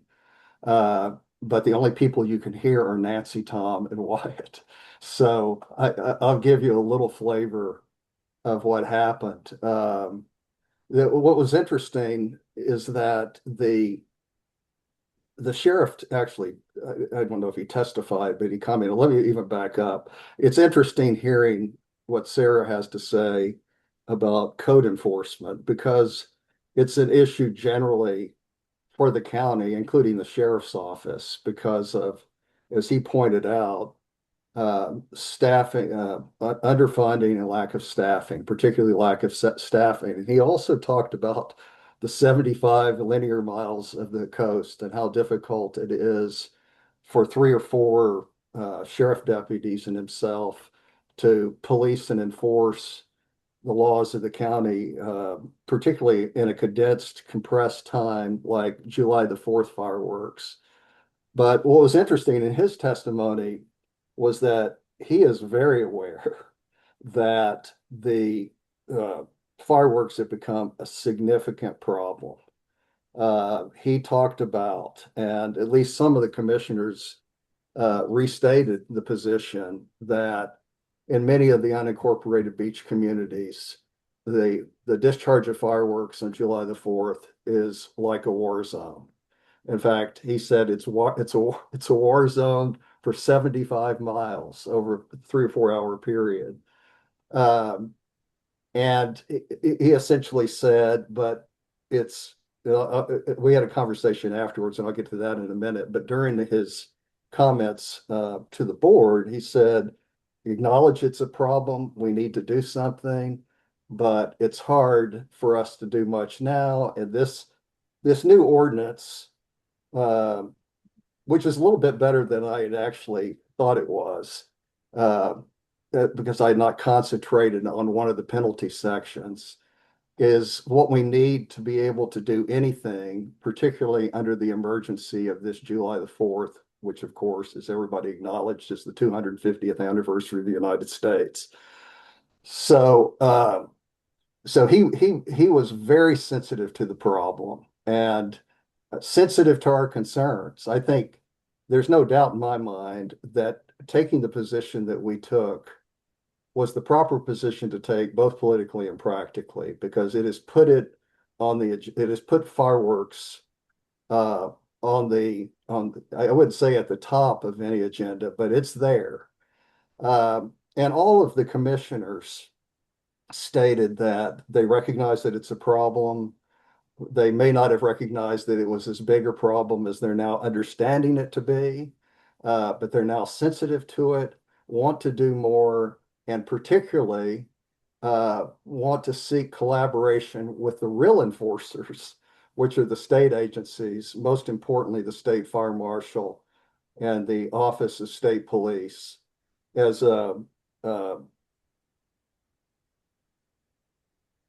Sheriff Brown said, it's really ultimately those two entities, particularly the Office of State Police, that are supposed to patrol the beaches, and we need to get them involved. There seems to be a lot of buck passing. I'm not talking about this from the commissioners, but I've heard that, and this is hearsay, but that people have called the Office of the State Fire Marshal and said, we rely on local law enforcement. Well, that's nice, except the statute makes it clear that the state fire marshal is the chief enforcer throughout the state, whether it's beaches, state parks, or residential areas, in conjunction with the Office of State Police. The one thing that came out of this, let me say after, I just was going to say hi to Commissioner Scar, who I know, and Commissioner Fournier and Bell approached me, and we got into a discussion about this where they emphasized that this is an issue. They are concerned about it. It needs collaborative work between local and state agencies, and it's not going away. One of the things that the sheriff told me, I had a separate conversation with him, is that, which began, I must say, a little frosty, but as we continued to talk, given the comments that I made, as we began to talk, he said, no, I know this is a problem. It's a problem particularly at the north end of the county and the south end of the county, in Neocony and Nesquin. Jackie Hinton, who's the chair of the Nesquin Citizen Advisory Committee, has been introduced and is here in part because they said essentially the same thing at the hearing that we did. And he said, I promise that we will have a sheriff deputy and maybe even me at Nesquin and Pacific City on July the 3rd and the 4th. And he said, quote, with lights on. And I didn't explore further what that meant. I didn't know, are you having emergency lights on, but with lights on? And so one thing I took away from it is that those people that want to go continue what's been happening, the horse is out of the barn. There is going to be increasing movement to try to get state activity on this. The one thing that makes me feel a little bit better about the penalty is that, I think you all know if you've read the ordinance, the maximum penalty, it's a Class C violation, which is like a traffic ticket, is $500 and a minimum of $85 with a presumptive fine of $165. But beyond that, the sheriff can confiscate any fireworks that are being discharged in violation of the law. And that could be quite an expensive penalty. And in fact, he said there was a time when he used to do that and would load up sheriff's deputy trucks with fireworks. So what came out of that was this letter that Nancy's talking about that we drafted to state agencies. Of course. Actually, I haven't gotten into that yet, Okay. Tom. We were Well, just then talking about the ordinance. Okay, well, then you hearing. get into that. Okay. So thank you for telling us about the ordinance hearing. It sounded like, from what Tom said, it really made some. It was good that we had a statement, and that the commissioners and the sheriff had heard what we were talking about. So our task force continued after that, and we have spent, I can't tell you how many hours. I'm going to blame the lack of minutes on that, but anyway, on drafting a letter to go out to state agencies on behalf of the NCAC, asking for enforcement, and actually for any of the agencies that deal with enforcement issues, including the state fire marshal, the Oregon State Police, et cetera, helping inform them of what is happening at the coast, and particularly in Nesquin, but at the coast in general, because we don't think they're aware. It sounds like it's much more of a war zone here at the coast. People come to the coast than in other parts of the state. So, and asking for their support, urging their support. Because we're an arm of the county, I have reached out to Sarah, and Sarah, please don't hesitate to discuss this. At this point, we're still in discussions with the county, but we're not. We may want to, if we can't get something resolved at this point, we're likely to. The county has said we can go ahead and send it out as concerned citizens of Nesquin, not necessarily officially. We may be able to get to a point where we can send it out officially. It depends. There's some larger issues that have arisen over this on what the CACs are here to do.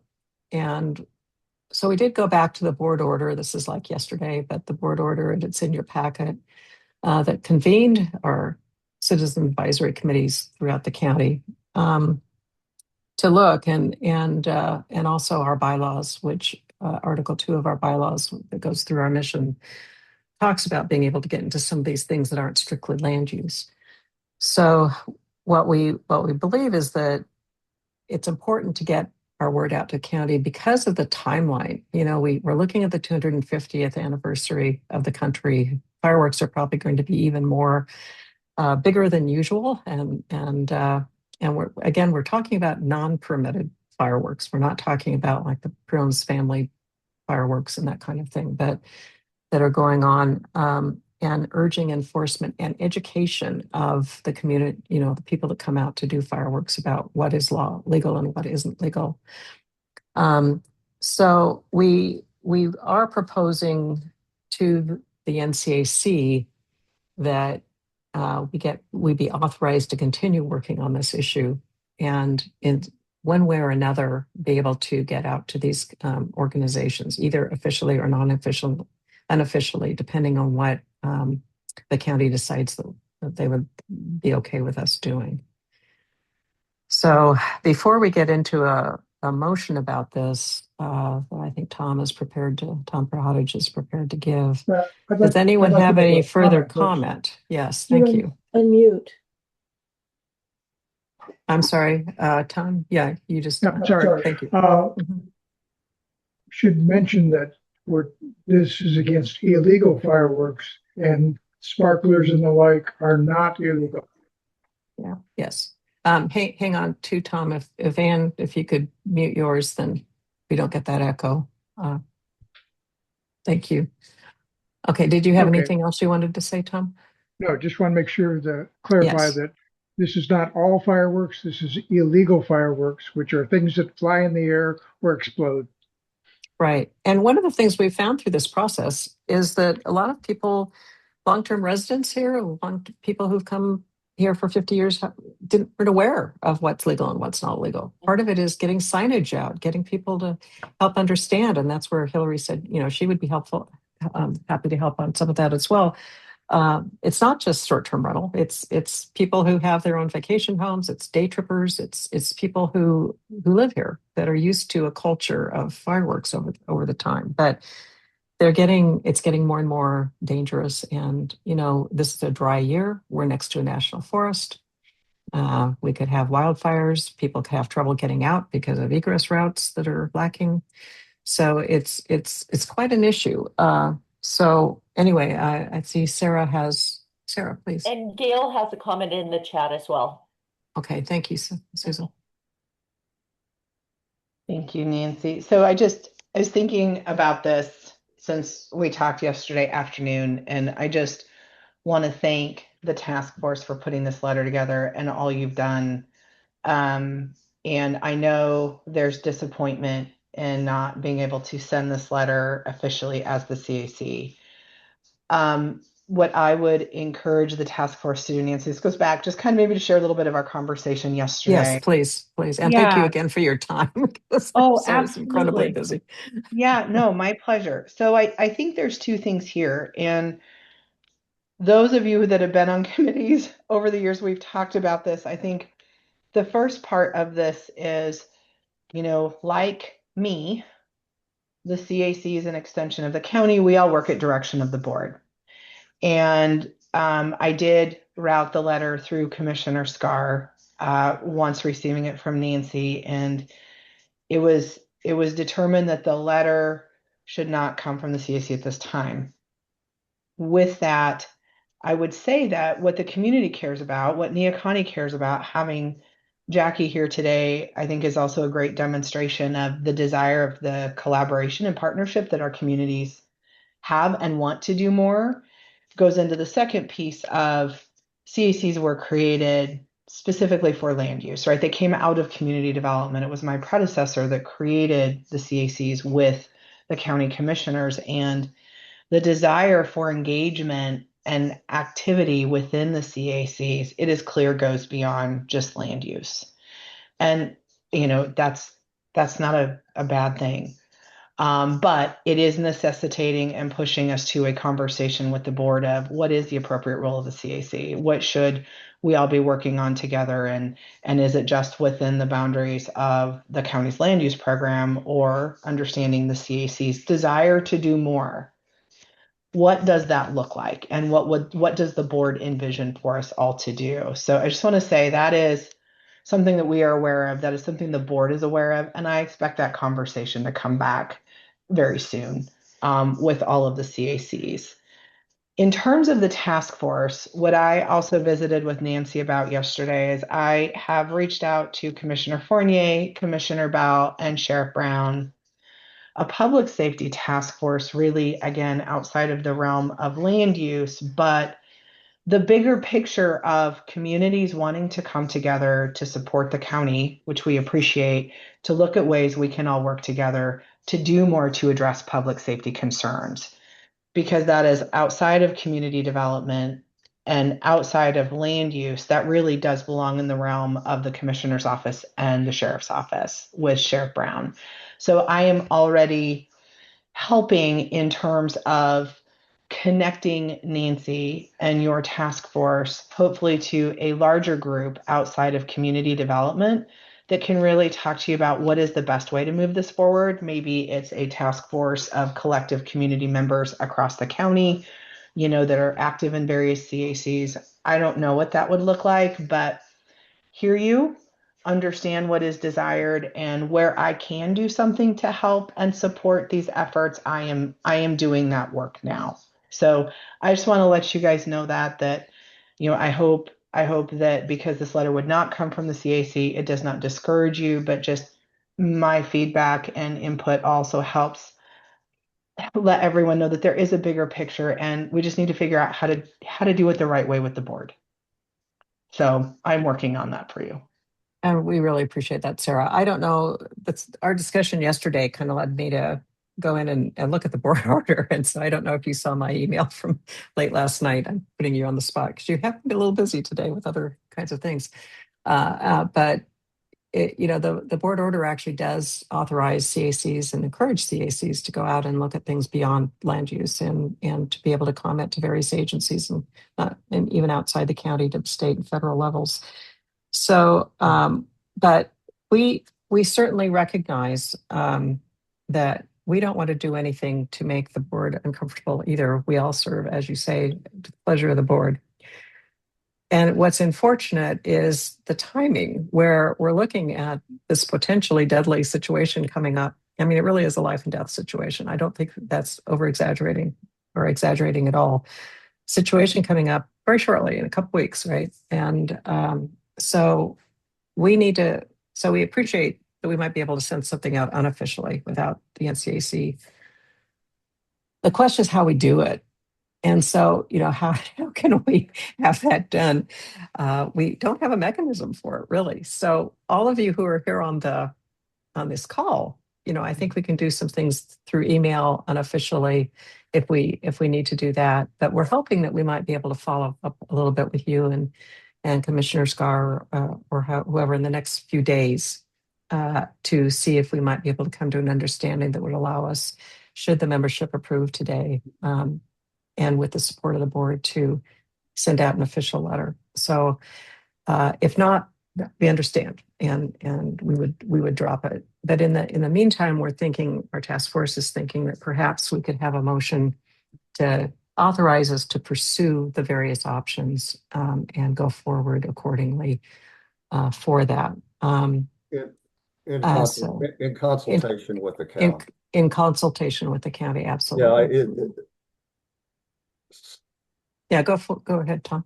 Well, Sarah, you know how much I respect you. So when I say with all due respect, I agree with Nancy that the original board order that created the CACs in 2013 is at least literally broader than land use and authorizes us to send this letter. I believe that. And the bylaws that have been confirmed or affirmed by the commissioners, or at least by the county of the NCAC, and every iteration since then has broadened what our role should be.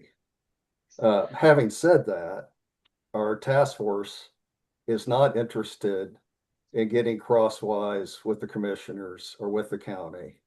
And so what we propose, and I have a motion that we could continue essentially to explore how we might go about this and discussions with the county. And as Nancy said, as quickly as possible. And to be absolutely fair to you, I mean, you went on vacation and you came back on Wednesday or Thursday and you got presented with this. And we're in our discussions in the last 2 or 3 days, we're absolutely sensitive to the fact that this is putting you on the spot and putting the commissioners on the spot. It's just too quick. But on the other hand, we're 21 days away, I think, from July the 4th. And I don't know that it's absolutely life or death, but You know, as we say in our letter, and I'll just report this one part, at our Nesquin Community Association meeting 2 weeks ago on Sunday, which was attended by about 100 people.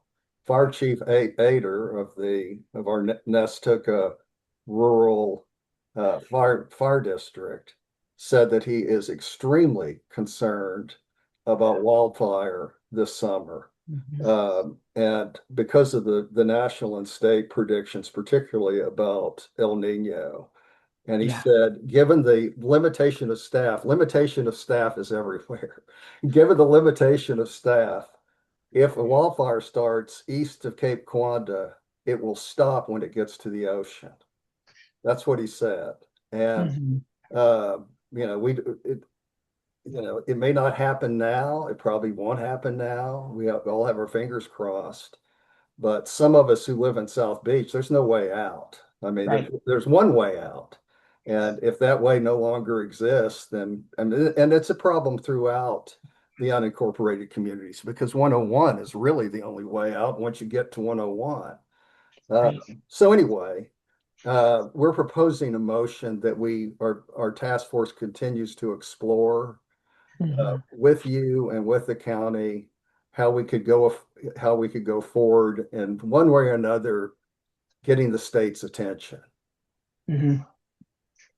Thank you, Tom. I think that's great. And I really appreciate that. And just to reiterate, this is outside of my realm, but, I share that concern of our communities, and what you're concerned about, I'm going to be concerned about. And as the department, the county liaison essentially to these CACs, I'm here to help. So I think that motion is fine. I will say I do not believe I will be able to connect with Commissioner Scar on Monday, just so everybody knows. But I am at the courthouse for a meeting on Monday.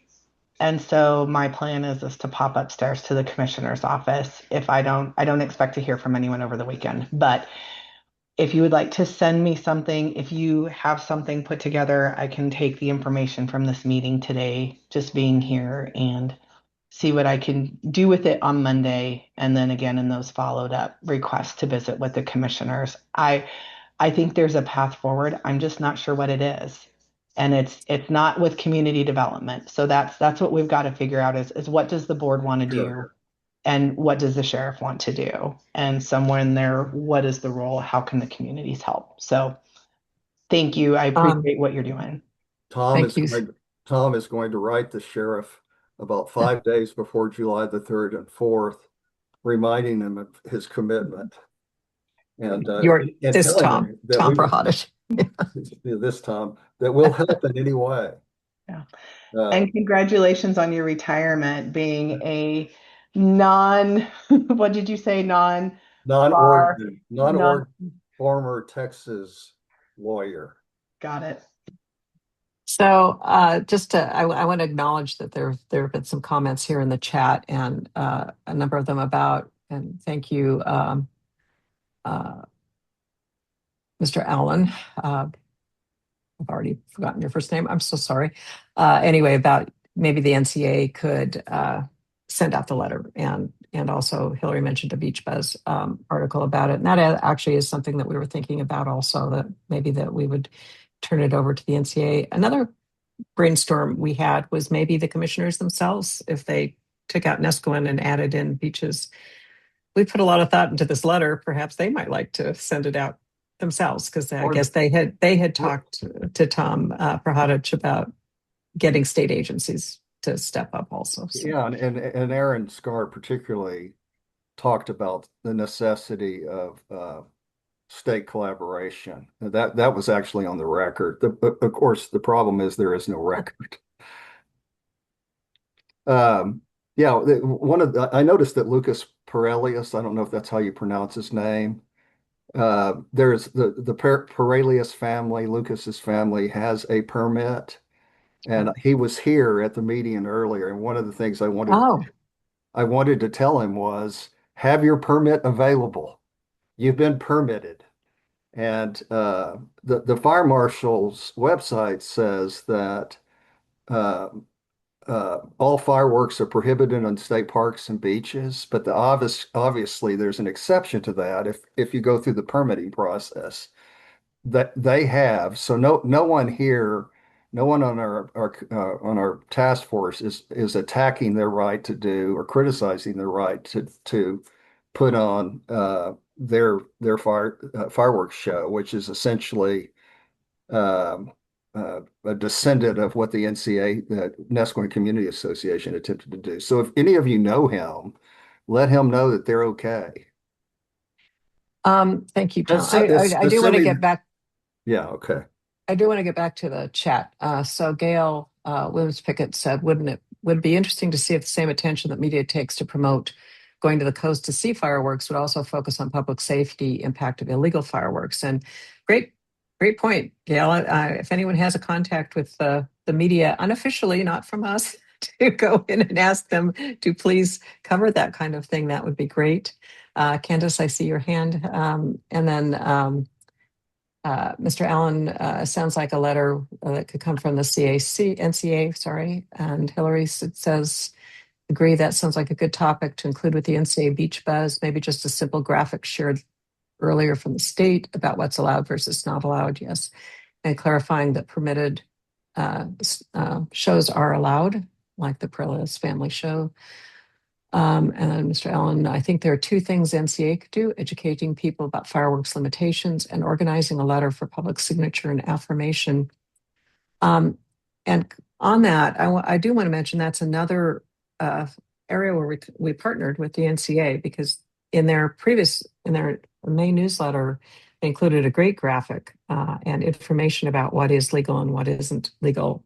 And I know the NCA has a history, both having their own fireworks shows and then also now trying to not have fireworks. And so, it's all very similar. And as Tom Brahadich mentioned, RAN actually represented us at the meeting, and we were invited to talk about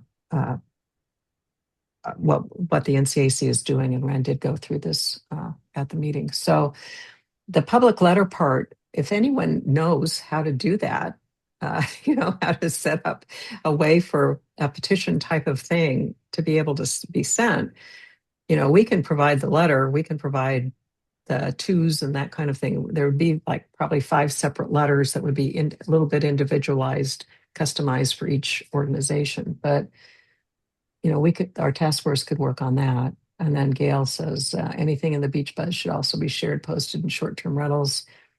Do not remember, not all residents or property owners belong to the NCA. Perhaps HOAs would share as well. Yeah, and that was something Hillary had offered to also promote. And Candace, you're on. Just a quick question. So on the beach, are all fireworks banned or just the aerials and explosive type ones?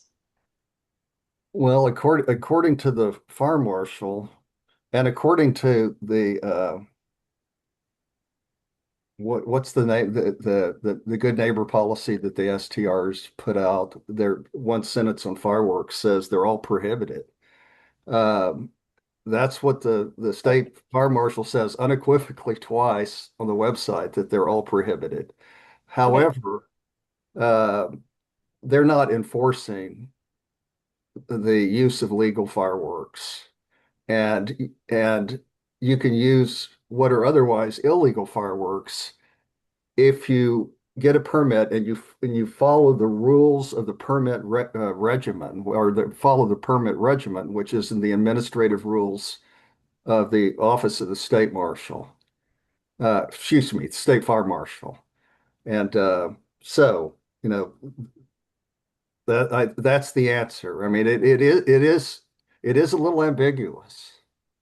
They do state, though, for non-beach areas, non-state parks, that certain fireworks are legal. Right. And they list what those are, Candace, and I can't remember off the top of my head. It's in our letter that we provided for the ordinance, and it's in this. And as a practical matter, they're allowed on beaches and state parks too. Yeah. So we're getting close to the end of the meeting. I don't like meetings to run over, but in this case, if there's no objection, I'm going to extend the meeting by 10 minutes. Hearing none, we're extending the meeting by 10 minutes. Tom, would you like to make a motion? Yeah, I've been writing while we've been talking, so I may have to work through this. I'm gonna make a motion to approve the fireworks task force to continue to work on the issue of fireworks in Nescoin, including but not limited to the possibility of submitting letters one way or another regarding fireworks enforcement and education to appropriate agencies per the Board of Commissioners Order of 2013 establishing the CACs, including the Nescoin CAC, and pending further discussions with Tillamook County, including the county commissioners, obviously. Okay, is there a second? I second that. Thank you. So it has been moved and seconded to all the stuff that Tom just said that but basically to go forward to authorize the task force to continue working with the county and to get a letter approved either officially or unofficially to be sent out. And if it's unofficial, to work with appropriate entities like possibly the NCA to be able to send out a letter quickly regarding fireworks enforcement and notification, education, signage, that kind of thing. Well, in conjunction with the county. So the motion is whatever I said. well, let's agree with that, because yours was more well thought out. Technically, from a parliamentarian standpoint, it's what I say, unless you object, and you have. So we will clarify that it's what Tom said, because it was very carefully worded to also incorporate the board order. Well, and things that I didn't mention. So it also changed after it did. After hearing Sarah. Yes. So before we actually go to a vote, I'll ask you to restate it, Tom. But in the meantime, is there any discussion on Tom's motion? Can I ask a quick question? You bet. Is there a specific letter that's being referred to that we have a link to? I just didn't know if it was the one that was submitted from the NCAC or if there's a newer one that I didn't see. This is a new one. We have purposely not put it into the folder yet because we were a little uncomfortable doing that. Sarah, do you have any, I'll put you on the spot. Do you have any objection if we were to share the letter draft that we have? I have not read it in its entirety, Nancy, but I think that given Tom's motion where it's open-ended understanding that, you know, that if this is NCAC business, we do work at the direction of the board, whatever the outcome of that conversation is may necessitate further amendments. Yeah. Right. So as long as we mention, how about I just put it on the screen? Is that what you're saying? It's okay to go ahead and yeah, I mean, I think that I think if the community wants to read the letter, I think it's just tempered with understanding that it may change again based on Tom's motion. And it does say draft all over it. Nancy, what you should do is just put it in the folder. Okay. Because we are running out of time. Yeah, let's just do that. Anyway, it's basically talking about like what we said. It has a legal, we're asking them to support it, danger of wildfire, safety of visitors and residents, and noise levels, and then a conclusion saying, please provide enforcement and please provide signage and other notifications. So if it goes out, we'll take off all the Nescoin part, and it wouldn't go out under my signature if it's not approved by the county. Can I ask a question, Nancy? Sure. Parliamentary question. Yes, Mr. Parliamentarian. The parliamentarian. Yeah, Tom, it's a sweet motion you make, but it's a parliamentarian's nightmare. There's probably about 8 or 9 clauses in there, and if I can rephrase, help me if this really makes sense. What you're really doing is moving to extend support for the concept of moving forward, writing a letter within the constraints of our relationships with the county, et cetera, et cetera. Is that fair?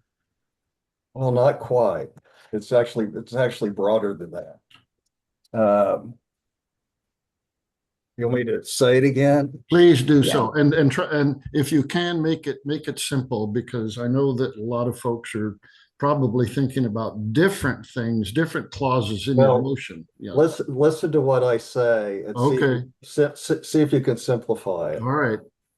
The motion is to approve excuse me. The motion is to approve the NCAC Fireworks Task Force to continue its work on the issue of fireworks in Nesquin and to put possibly, excuse me, I need to write it out. I think that, let me try again. The motion is to approve the NCAC Fireworks Task Force to continue its work on the fireworks issue in Nesquin. That's And one.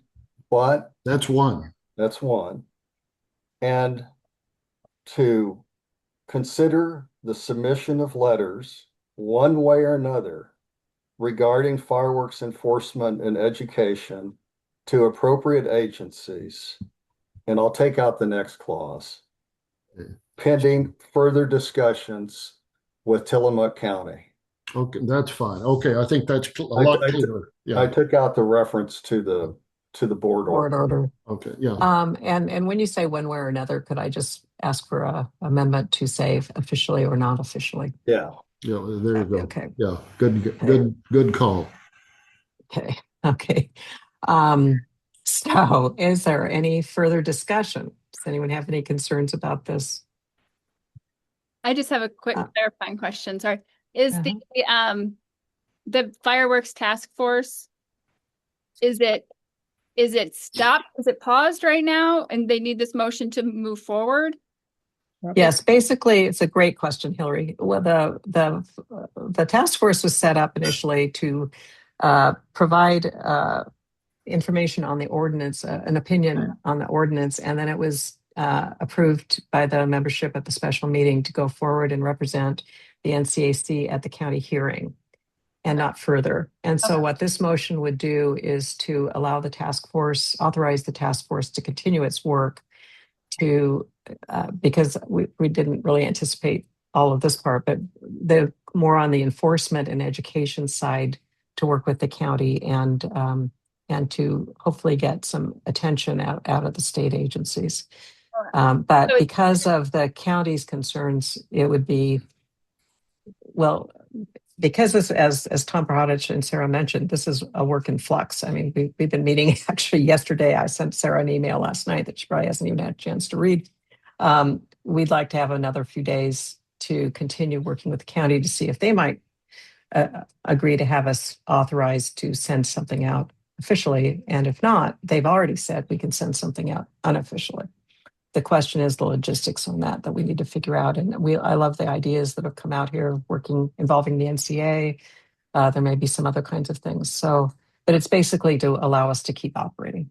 Yeah, I kind of like a Michael Beachley's idea to just kind of simplify, maybe it just needs to be like continuing the task force to let it do its work. Like you said, it'd be like a multi-year process maybe. So, okay, that's my 2 cents. Thanks. Yeah, thank you. And on that note, that's actually something we're talking to Sarah about, of possibly looking. That's a future thing that we may want to bring up in August or later, of having a actual public safety or standing task force or subcommittee. But we're not quite ready there at this point. We're just talking about just this fireworks issue for now. But you're right. I mean, this has really opened up a whole area that we think it would behoove the Nesquin community, the NCAC, to look into. But again, it gets into, as Sarah mentioned, what's our role? So larger discussions coming forward. So do I hear you, Hillary, offering an amendment to Tom's motion to make it simpler? No. Okay. Okay. I don't need to go through the formal thing. I respect it. Okay. All right. Any other discussions? Do you have any further comments, Sarah, before we go forward? Okay. All right. So does anyone want the motion restated again before we take a vote? Well, you don't have a say on that one, Tom. You may have to again. Okay. I'm not hearing that anyone else wants one. So at this point, we're going to take we're going to attempt a voice vote. If this doesn't work, then we will do a different method. But all those in favor of Tom's motion, please say aye. Aye. Aye. Aye. Aye. Okay. All opposed, please say no. And this is the important one, because if there's any one no, we're going to go take a different type of vote. And if you can take a no by indicating in the chat, you can turn your mic on and say verbally, you can raise your hand, anything. Okay, hearing none, the motion is approved unanimously. So thank you all. Going forward on that, Sarah, our task force will convene. I think we need to probably update the email that I sent you last night to just mention in our membership meeting, we took this tack, but when you have a chance, maybe we could talk about the note I sent last night, which reflects more of the board order and that kind of thing, because it's not fair to throw that at you today. So thank you all for your time on this. And do we have any general member comment at this point? Okay, hearing none, the meeting is adjourned at 3:40 p.m. today. Thank you all. I can't say enough how I appreciate you all staying in for this, and hope you found the meeting worthwhile. Please contact us if you have any issues or questions going forward. Thank you. Thank you, Nancy. Thank you, Nancy. Nancy. Thank you, Sarah, for coming. Yes, thank you, Sarah. Thanks, Meeting adjourned. everybody. Thanks, Hillary, for not making me